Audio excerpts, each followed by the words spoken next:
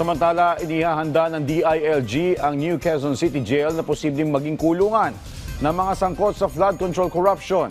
Regular ang mga selda dito at walang magiging special treatment sa mga sangkot na personalidad. Si Patrick De Jesus sa detalye. Ininspeksyon ni DILG Secretary John Vic Remulla ang New Quezon City Jail sa Payatas Road. Sabi ng kalihim, handa ang mga pasilidad ng Bureau of Jail Management and Penology o BJMP na magsilbing kulungan ng mga sangkot sa maanomalyang flood control projects, lalo na ang New Quezon City Jail na pinakamalapit sa Sandigan Bayan kung saan maaaring gawin ang pagdinig sa kaso. Sa pagtataya ni Remulla, posibleng umabot sa 200 personalidad ang masasakdal na pawang district engineer, kontraktor, maging mga congressman at senador. We assume that the first round of the indictments will come in the next 3 weeks.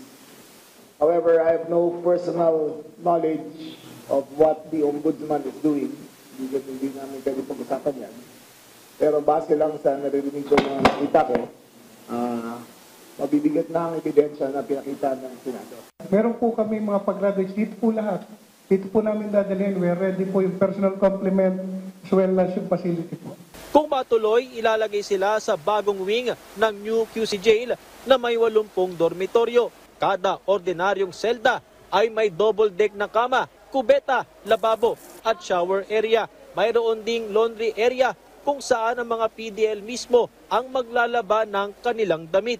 Magkahiwalay ang kulungan ng lalaki at babae. May itinakdang oras para sa mga araw ng bisita. Sabi ni Remulla, walang magiging special treatment.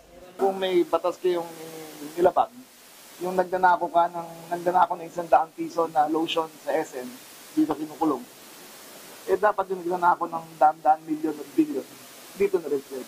Wala pong air conditioning dito.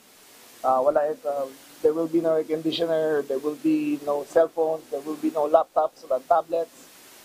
Pwede lang ng forms of communication is a computer, kung teleconference sa lawyer nila, or landline na pwede makinig ang BJMP kung anong pinag-uusapan nila.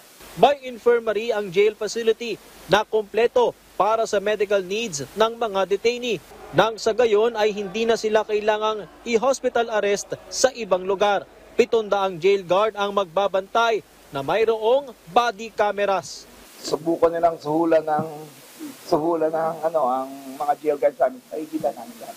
Sabi naman ng palasyo, baka mas marami pa sa tinatayang bilang ni Remulla ang makukulong dahil sa flood control scandal.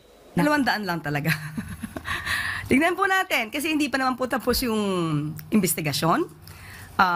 Kung ganyan sa tingin niya, na-estimate niya, ready naman po ang gobyerno kung sila ay dapat na makulong. Patrick De Jesus para sa Pambansang TV sa Bagong Pilipinas.